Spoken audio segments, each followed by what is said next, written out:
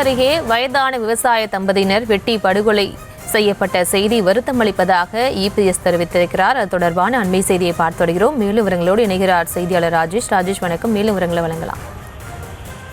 வணக்கம். எதிர்கட்சி தலைவர் எடப்பாடி பழனிசாமி தன்னுடைய சமூக வலைதள பக்கத்தில் பதிவு ஒன்றை இருக்கிறார்.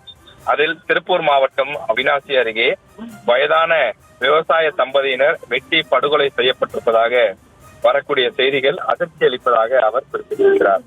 இதே திருப்பூர் மாவட்டத்தினுடைய பல்லடம் பகுதியில் இதே போல ஒரே குடும்பத்தை சேர்ந்த 3 பேர் உயிரிழந்ததும் அப்போது அந்த இறந்தவர்களுடைய மனைவி உங்கள் அமைச்சரை தரமாரியாக கேள்வி கேட்டு சாடியதெல்லாம் நினைவில் இருக்கிறதா இல்லையா என்றும் அவர் கேள்வி எழுப்பியிருக்கின்றார். திருப்பூர் பகுதியில் இது போன்ற தொடர் குற்றங்கள் அதிகம் நடந்து கொண்டிருக்கக்கூடிய நிலையில் தொடர்ந்து திமுக அரசு முறையாக நடவடிக்கை எடுத்திருந்தால் இது போன்ற கொலைகள் நடக்குமா என்றும் அவர் கேள்வி எழுப்பியிருக்கின்றார். வெற்று விளம்பரங்களால் மக்கள் வயிற்றை நிரப்ப முடியாது எனவும் சர்வாதிகாரி என்று தன்னைத்தானே சொல்லிக் கொண்டால் மட்டும் போதாது, சட்டம் ஒழுங்கை சீர் செய்துவிட முடியாது என்றும் எதிர்க்கட்சித் தலைவர் எடப்பாடி பழனிசாமி கடுமையாக குற்றச்சாட்டுகளை முன்வைத்திருக்கின்றார்.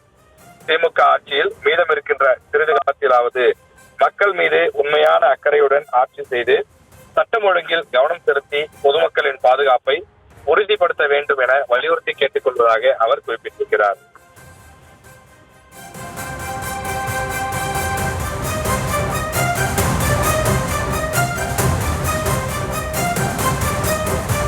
விவரங்களுக்கு நன்றி ராஜேஷ்.